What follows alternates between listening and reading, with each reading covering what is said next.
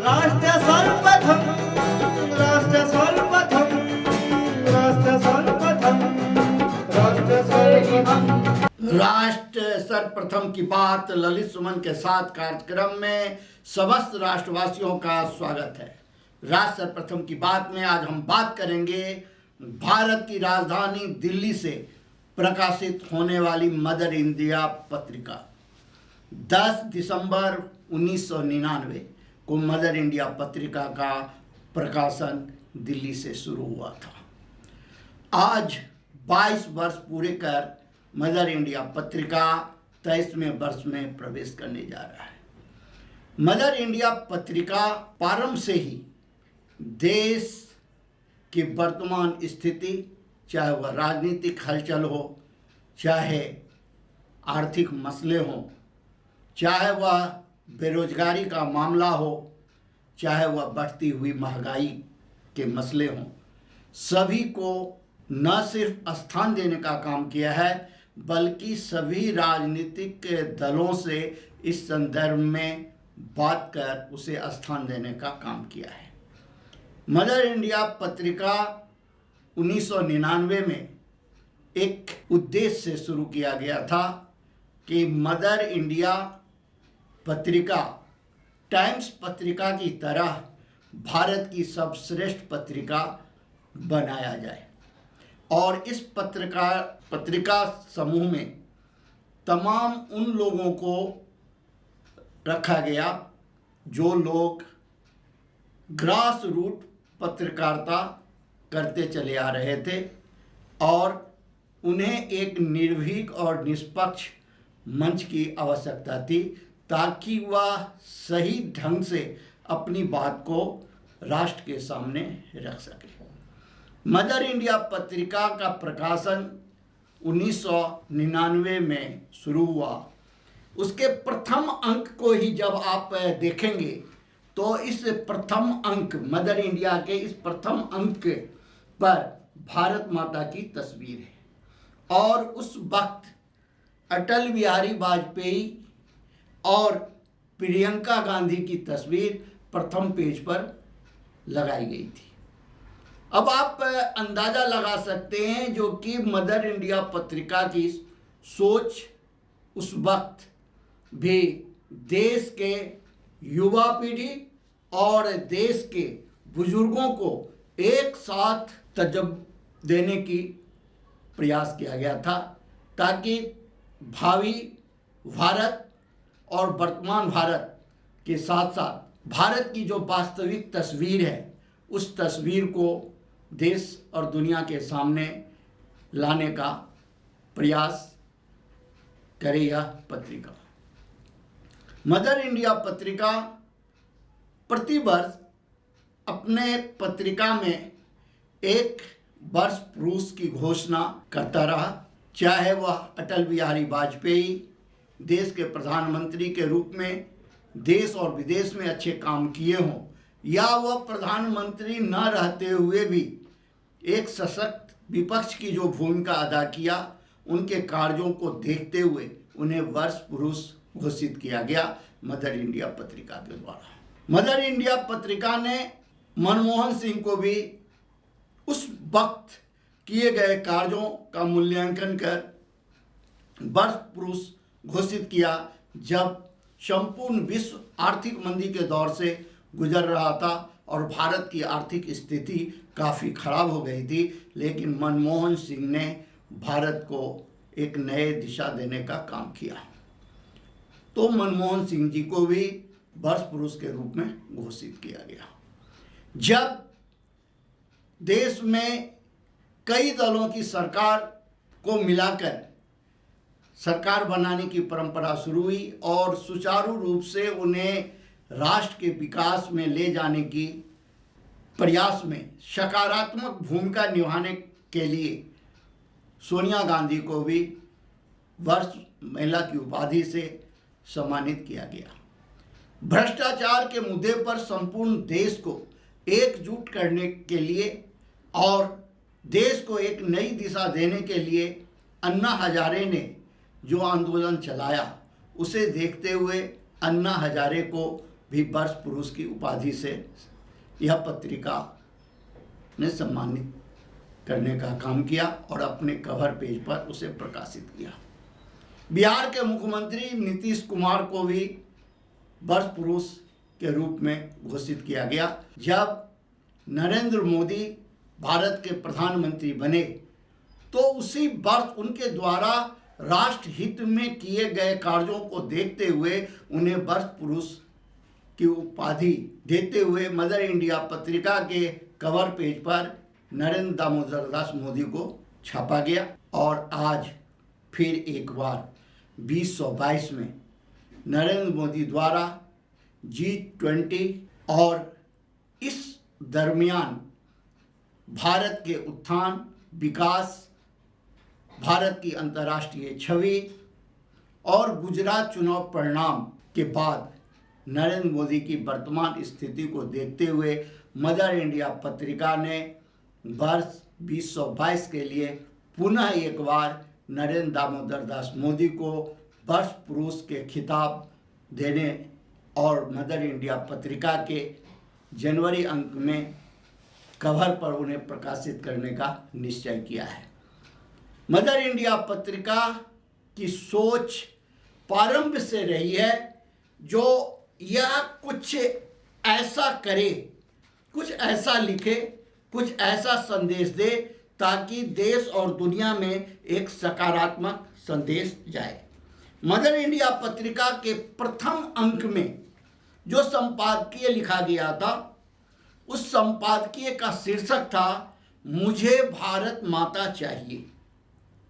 अब आप अंदाजा लगा सकते हैं जो मदर इंडिया पत्रिका की सोच 22 वर्ष पहले जब यह शुरू हुआ था, अब 23वें वर्ष में यह कदम रख रहा है, तो इसकी सोच क्या रही है।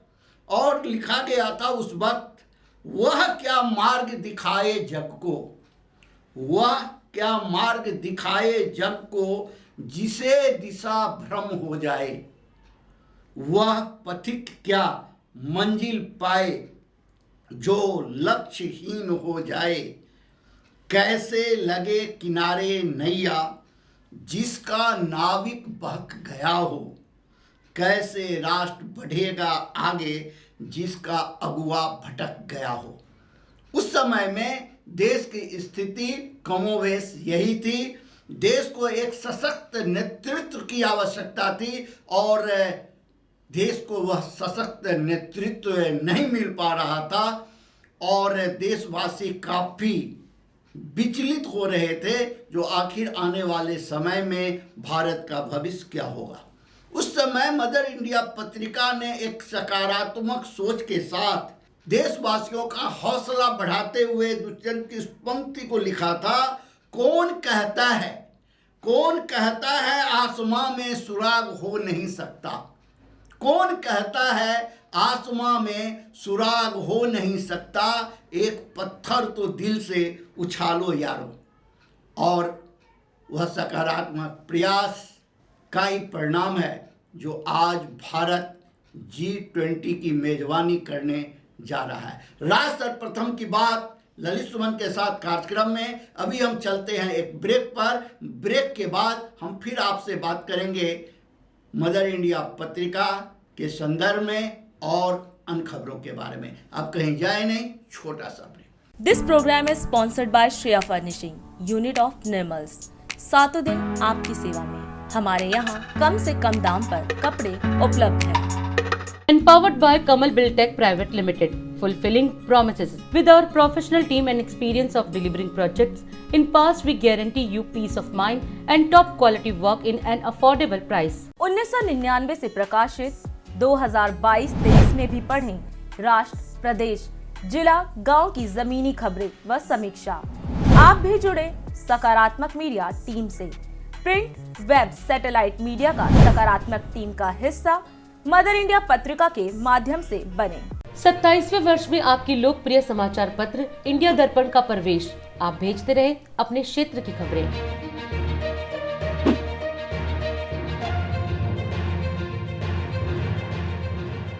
राष्ट्र सर्वप्रथम की बात ललित सुमन के साथ कार्यक्रम में। ब्रेक के बाद एक बार फिर आप सभी राष्ट्रवासियों का स्वागत है। ब्रेक पर जाते समय हम बात कर रहे थे मदर इंडिया पत्रिका के संदर्भ में। मदर इंडिया पत्रिका का प्रकाशन 1999 में एक राष्ट्रीय सोच, राष्ट्रीय उद्देश्य के लिए हुआ और आज तक मदर इंडिया पत्रिका किसी भी राजनीतिक दल से कोई संबंध नहीं रखता। यह सिर्फ राष्ट्र से संबंध रखता है और जो राष्ट्र को सर्वप्रथम बनाने के लिए काम करते हैं उनसे वास्ता रखता है। यह सत्यमेव जयते के पद पर लगातार चलने का प्रयास कर रहा है और मदर इंडिया पत्रिका ने अपने पहले ही अंक में इस बात का जिक्र करते हुए लिख दिया था, देश को गद्दारों से बचा लो देशभक्तों। अब मदर इंडिया पत्रिका का 1999 का जो 10 दिसंबर को प्रकाशित हुआ था, अगर उस प्रथम अंक को आप पढ़ लें, जो आपको किसी भी लाइब्रेरी में कहीं भी उपलब्ध हो सकता है, अगर नहीं उपलब्ध हो तो आप मदर इंडिया कार्यालय से जो रमेश नगर में स्थित है, आप वहाँ से आकर के उसकी कॉपी की जो है सो छायाचित्र प्राप्त कर सकते हैं और आप उसको पढ़ें तो आपको ज्ञात हो जाएगा कि मदर इंडिया पत्रिका आज़ाद हिंदुस्तान में जो गुलामी की जिंदगी जी रहे हैं उन्हें जगाने के लिए किस हद तक काम किया है और आगे भी करने का हौसला रखता है। और आज जब मदर इंडिया पत्रिका 23वें वर्ष में प्रवेश कर रहा है, आज भी वह उसी जोश के साथ सच्चाई को जनता के सामने और सरकार के सामने लाने का प्रयास कर रहा है। देशभक्ति के संदर्भ में मदर इंडिया पत्रिका की स्पष्ट सोच रही है, जो देशभक्त सच्चा या झूठा नहीं होता। देशभक्त होता है और देशभक्ति का प्रमाण अगर कोई किसी से मांगता है तो कोई कैसे दे पाएगा कि वह देशभक्त है या नहीं है। देशभक्ति की भावना तो दिल में उसी वक्त जन्म ले लेता है जब मनुष्य जन्म लेता है और इतिहास इस बात का गवाह है, जो मुगलों और अंग्रेज़ों के जुल्म सहने के बावजूद भी देशभक्त अपने पथ से विचलित नहीं हुआ, अपने प्राणों की आहुति दे दिया, अपने परिवार का बलिदान दे दिया, लेकिन सत्य से वह हटा नहीं, डिगा नहीं और अपनी देशभक्ति उसने त्यागा नहीं। देशभक्ति की शुरुआत जन्म के साथ ही होती है और उसके मृत्यु के उपरांत भी वह समाप्त नहीं होती, क्योंकि उसकी कीर्ति इतनी हो जाती है कि उसके शारीरिक रूप से उसकी मृत्यु के बाद भी उसकी कीर्ति उसे जिंदा रखती है और वह प्रेरणा स्रोत बने रहते हैं। चाहे वह आज़ादी के लिए बलिदान देने वाले वीर बलिदानी हों या देश की रक्षा के लिए सीमा पर जान देने वाले हमारे फौजी हों या देश के अंदर व्याप्त अराजकता के खिलाफ आवाज़ उठाने वाले हमारे समाज सेवी हों। जो देशभक्त है वह अपने प्राणों का मोह नहीं करता, वह किसी भी फायदे और नुकसान की समीक्षा नहीं करता, उसका सिर्फ एक ही सोच रहता है, जो हमारा राष्ट्र सर्वप्रथम रहे, हमारा राष्ट्र सर्वश्रेष्ठ बने, हमारे राष्ट्र को वह तमाम सुख और सुविधाएं मिलें जो विश्व के अन्य किसी भी देश को प्राप्त है। राष्ट्र सर्वप्रथम की बात ललित सुमन के साथ कार्यक्रम में हम आपको फिर से एक बार बता दें कि मदर इंडिया पत्रिका, इंडिया दर्पण समाचार पत्र, DID न्यूज की यह एक आप जुनून कह सकते हैं, जो वह सिर्फ राष्ट्र के बारे में सोचता है, वह राष्ट्र के लिए जीता है और राष्ट्र के लिए ही मरना चाहता है। वह चाहता है कि हमारा यह राष्ट्र सर्वश्रेष्ठ बने, राष्ट्र सर्वप्रथम बने और अनवरत इसी दिशा में वह लगातार संघर्ष कर रहा है उन संगठित तत्वों से जो राष्ट्र को पीछे करने का प्रयास करते हैं, राष्ट्र के लिए कुचक्र रचते हैं, राष्ट्रवासियों के साथ जो अत्याचार करते हैं, जो संविधान की अवहेलना करने का काम करते हैं, जो कानून का उल्लंघन करने का प्रयास करते हैं, राष्ट्र सर्वप्रथम की यह सकारात्मक मीडिया टीम उनका पुरजोर विरोध करता है और उसकी चाहे उन्हें जो भी कीमत अदा करनी पड़ी हो अब तक या आगे जो भी करना पड़ेगा, वह कभी पीछे नहीं रहेगा। राष्ट्र सर्वप्रथम की बात ललित सुमन के साथ कार्यक्रम में हम आपको यह बता दें कि भारत की राजधानी दिल्ली की स्थिति इतनी दयनीय हो गई है कि यहाँ सांस लेना दुर्लभ हो गया है। प्रदूषण की स्थिति इतनी भयानक है कि घर से निकलना मुश्किल हो रहा है, लेकिन सभी राजनीतिक दल राजनीति में उलझे हुए हैं। यहाँ की स्थिति के बारे में कोई सोचने को तैयार नहीं है। नगर निगम का चुनाव समाप्त होने के बाद यथाशीघ्र मेयर का चुनाव, निगम समिति का गठन आदि करके दिल्ली में जो स्थिति बिगड़ रही है उसे सुधारने की दिशा में कदम बढ़ाने की आवश्यकता है। लेकिन सभी राजनीतिक दल एक दूसरे पर आरोप प्रत्यारोप करने में अभी भी लगे हुए हैं और दिल्ली की जनता की चिंता किसी को नहीं है। राष्ट्र सर्वप्रथम की बात ललित सुमन के साथ कार्यक्रम में आप अन्य खबरों के लिए बने रहें। राष्ट्र सर्वप्रथम, वंदे मातरम, जाग उठा है भारत। जो जगह राजनीतिक और सामाजिक क्षेत्र में पिछले 23 वर्षों में मदर इंडिया मैगजीन ने बनाई है, वो उसका सर्कुलेशन मुझे लगता है आगे बढ़ेगा। लोगों के बीच एक अलग पहचान, जहां एक तरफ बड़ी बड़ी नेशनल लेवल की मैगजीन निकलती हैं, उनमें वो मुद्दे कवर नहीं हो पाते जो मदर इंडिया ने तरीके से कवर किए। मदर इंडिया मैगजीन की जो सबसे बड़ी पहचान दिल्ली में ये है कि ये दिल्ली के मुद्दों को और जो मुद्दों को इस तरह से, क्योंकि दिल्ली नेशनल कैपिटल है, इसमें सभी नेशनल इंटरनेशनल मीडिया पे गौर करते हैं, लेकिन दिल्ली के लोगों के मुद्दों को, दिल्ली के लोगों की आवाज़ को मदर इंडिया सफलतापूर्वक 23 साल से चला रही है। और मैं ललित जी और पूरी टीम को अपनी ओर से कांग्रेस पार्टी के तरफ से बहुत बहुत बधाई और शुभकामनाएं देता हूं।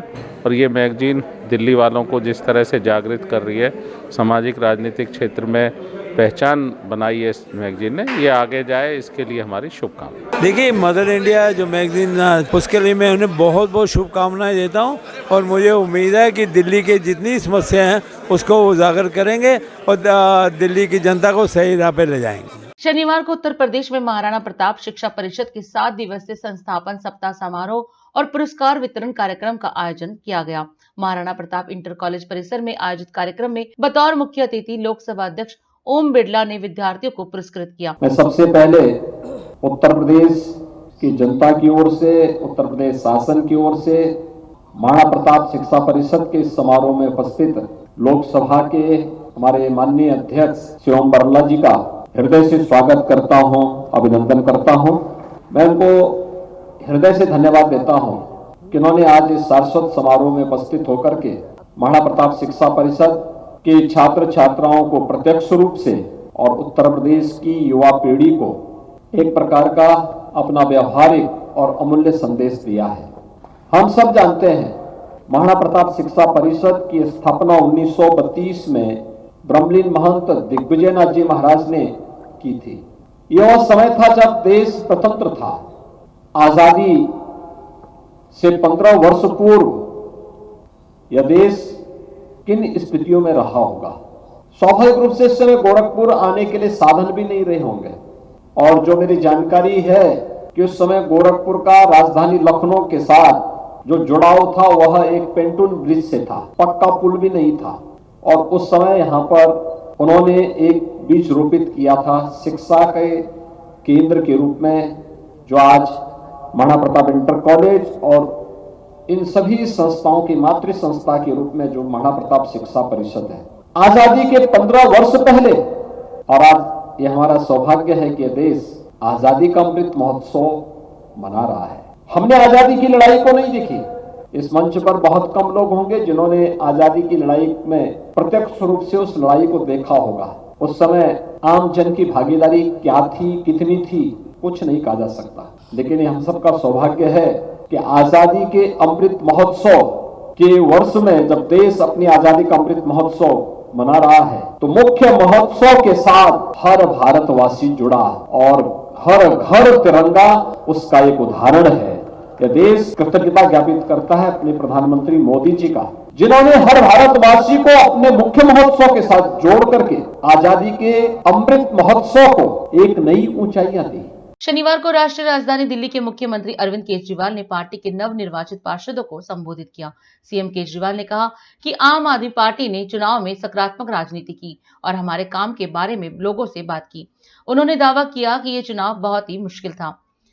मेरी नज़र में ये चुनाव बहुत बहुत बहुत मुश्किल चुनाव था। कुछ लोग कहते हैं आसान चुनाव था, लेकिन ये किसी भी हालत में आसान चुनाव नहीं था।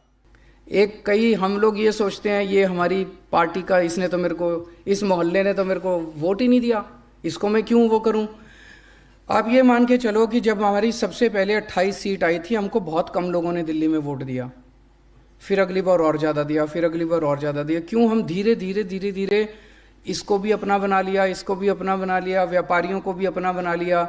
अगर हम ये सोचते थे ये तो हमारा वोट, ये तो हमें वोट नहीं देते, ये तो वोट नहीं, तो हम तो और कम होते जाते।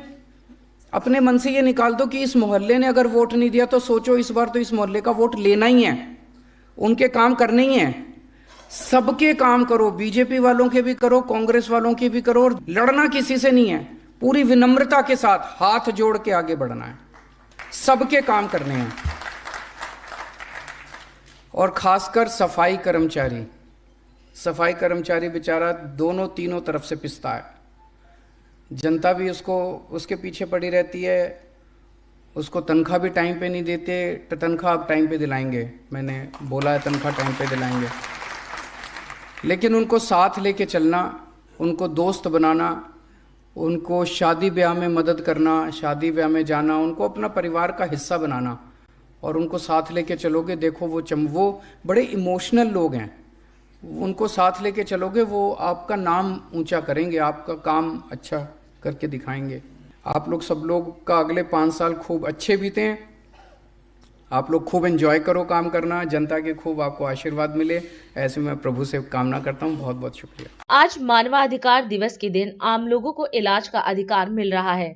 हरियाणा में पिछले महीने शुरू हुई आयुष्मान भारत योजना का विस्तार हुआ है। इस अवसर पर सीएम खट्टर ने कहा कि आज 5 लाख परिवारों को चिरायु कार्ड बांटे जा रहे हैं। आयुष्मान भारत योजना के तहत 20,000 के करीब लाभार्थियों को लाभ मिलता है, लेकिन अब 60,000 के करीब लोगों को लाभ मिलेगा। आज का दिन 10 दिसंबर ये मानवाधिकार दिवस सारे दुनिया में मनाया जाता है और मैं समझता हूं कि मानवाधिकार दिवस के दिन जो ये एक स्वास्थ्य का या जिसको कहना चाहिए अपने इलाज का एक अधिकार जो लोगों को देने का ये कार्यक्रम इसको आगे बढ़ाया जा रहा है। इससे बड़ा और कोई मानवाधिकार नहीं हो सकता। मैं आप सबका हार्दिक अभिनंदन करता हूं कि आज इस अवसर पर हम एक इतना बड़ा कार्यक्रम ले रहे हैं। मैं इस अवसर पर सभी प्रदेशवासियों को बहुत बहुत बधाई देता हूं। ये योजना 21 नवंबर 2022 अर्थात पिछले महीने ही शुरू की गई थी कि इससे पहले 2018 में आयुष्मान योजना प्रधानमंत्री जी ने सारे देश के लिए लागू की है। उसमें जो भी लाभार्थी हैं उनकी सीमा 1,20,000 रुपया वार्षिक आय ये रखी गई थी, जिनको उस समय की बीपीएल सूची कहते थे। SCCC socio economic caste census इस नाते से और वो सूची बनी थी। लगभग 15.5 लाख लाभार्थियों का हमको उसमें एक लाभ होने की जो योजना बनी थी, जिसमें से हम मात्र 9.5 लाख परिवारों को ही चिन्हित कर पाए। 40 लाख ही कार्ड उसमें बन पाए थे। लेकिन गरीबी रेखा की जो परिभाषा है हमने उसको अलग से अपने प्रदेश के लिए किया है कि वो 1,20,000 की बजाय 1,80,000 रुपये वार्षिक आय के लोगों को ही गरीबी रेखा से नीचे माना जाएगा। इस संख्या को जोड़ते हुए हमें लगभग 13.5 लाख परिवार ऐसे हैं जिसकी योजना अपने प्रदेश की ओर से ही बनानी है। वो योजना हमने बनाई और चिरायु योजना के अंतर्गत ये कार्ड बनाने का काम ये शुरू किया है। मध्य प्रदेश के सीधी जिले में आज मुख्यमंत्री जन सेवा अभियान के अंतर्गत स्वीकृति पत्र वितरण कार्यक्रम का आयोजन किया गया, जिसमें प्रदेश के मुखिया शिवराज सिंह चौहान बतौर मुख्य अतिथि पहुंचे। कार्यक्रम में सीएम शिवराज ने जनसभा को संबोधित करते हुए कहा कि आज का समारोह कार्यक्रम नहीं है, गरीबों की जिंदगी बदलने का दिन है। हर जिले में आज गरीबों की जिंदगी बदलने का ये अभियान चल रहा है कि अलग अलग योजनाएं जिनका लाभ उन्हें नहीं मिलता था, उन योजनाओं के अंतर्गत उनके नाम जोड़कर अलग अलग योजनाओं का लाभ उनको दिया जाएगा। तो आज का कार्यक्रम नहीं है, आज का कार्यक्रम गरीबों की जिंदगी बदलने का दिन है। ये जनता की जिंदगी बदलने का अभियान है। लोकतंत्र जनता का, जनता के लिए और जनता के द्वारा शासन है। लोकतंत्र का मतलब जनता का राज, और जनता के राज का मतलब यह है कि जनता को अपने काम के लिए दफ्तरों के चक्कर ना लगाना पड़े और जायज चीजें उनके गांव में उनकी हल हो जाए। कोई कहता था कि हमारा नाम प्रधानमंत्री आवास की सूची में जायज है और नहीं आया, अलग अलग प्रधानमंत्री किसान सम्मान निधि में हमारा नाम छूट गया है, मुख्यमंत्री किसान कल्याण योजना में हमारा नाम शामिल नहीं है। 38 ऐसी योजनाएं थी। हमने तय किया कि जनता दफ्तरों के चक्कर काहे को लगाए, जनता दफ्तर नहीं जाए, सीधे उनके पंचायत में ही शिविर लग जाए और उनकी समस्या का वहीं समाधान हो जाए, वहीं आवेदन ले लिया जाए। और इसलिए मुख्यमंत्री जन सेवा अभियान चला और हमने तय किया कि जनता दफ्तर नहीं जाएगी, कर्मचारी और अधिकारी हर पंचायत में जाएंगे, आवेदन लेंगे और जनता की समस्याओं का समाधान करेंगे। शनिवार को कांग्रेस नेता जयराम रमेश ने एक प्रेस वार्ता में दावा किया कि राहुल गांधी की भारत जोड़ो यात्रा गुजरात विधानसभा चुनाव के नतीजों से बेफिक्र थी और कहा कि चुनाव में पार्टी के निराशाजनक प्रदर्शन का विश्लेषण किया जाएगा और उचित कार्रवाई की जाएगी। हिमाचल प्रदेश में प्रचार करने के बावजूद पहाड़ी राज्य में डबल इंजन सरकार पटरी से उतर गई। हिमाचल प्रदेश में कांग्रेस पार्टी को फिर से जनादेश मिला। हिमाचल प्रदेश के चुनाव कांग्रेस पार्टी के लिए तो बहुत एक बूस्टर डोज के माफिक है। गुजरात के चुनाव जरूर हमारे लिए निराशाजनक है, पर इस बार हमें बहुत बड़ा धक्का मिला है और धक्का इसलिए मिला है क्योंकि हम एक गठबंधन के साथ मुकाबला कर रहे थे, सिर्फ बीजेपी के साथ नहीं, पर बीजेपी के साथ आम आदमी पार्टी और एमआईएम भी जुड़ी हुई थी और आम आदमी पार्टी और एमआईएम का एक ही मकसद था गुजरात में और दूसरे राज्यों में भी यही है, कांग्रेस का वोट काटना। हमें बहुत बड़ा धक्का मिला है, निराशाजनक जरूर था नतीजा, पर 27% इन हालात में 27% वोट शेयर पाना मैं समझता हूँ एक बेस देता है, एक फाउंडेशन देता है हमारे लिए, ताकि हम अगले 5 साल में हमारा जो प्रदर्शन है इसमें सुधार ला सके। सभी धर्मों की लड़कियों की शादी की उम्र 18 साल की जाए, महिला आयोग की याचिका पर सुप्रीम कोर्ट ने केंद्र से मांगा जवाब। सेना को आज मिले 314 युवा अफसर, 11 देशों के 30 कैडेट भी अपने देश की सेनाओं का बने हिस्सा। दिल्ली एनसीआर के लोगों के लिए वायु प्रदूषण लगातार गंभीर खतरा बना हुआ है। शनिवार सुबह नोएडा की वायु गुणवत्ता गंभीर श्रेणी में दर्ज की गई। रुड़की कैंट बोर्ड के दफ्तर में सीबीआई का छापा, कई अधिकारी कर्मचारियों से पूछताछ। वाईएसआर कांग्रेस का ट्विटर हैंडल हैक, मर्द की तस्वीर के साथ किए गए क्रिप्टो करेंसी से जुड़े पोस्ट। पाकिस्तान की नापाक हरकत, राजस्थान बॉर्डर पर तोड़ा सीज फायर, बीएसएफ जवानों ने दिया मुंहतोड़ जवाब। भारत में खत्म होने की कगार पर कोरोना वायरस, बीते 24 घंटे में सामने आए 210 नए मामले। कांग्रेस ने दिल्ली में विफल किया ऑपरेशन झाड़ू, आप में शामिल हुए दोनों पार्षद कांग्रेस में वापस लौटे। तमिलनाडु तट पार करने के बाद कमजोर हुआ चक्रवात मैंडूस, लेकिन रात भर मचाता रहा हाहाकार। 4 दिनों से 55 फुट बोरवेल में गिरे बच्चे ने हारी जिंदगी की जंग, 84 घंटे बाद बाहर निकाला गया तन्मय का शव। राष्ट्र सर्वप्रथम राष्ट्र सर्वप्रथम राष्ट्र सर्वप्रथम राष्ट्र सर्वप्रथम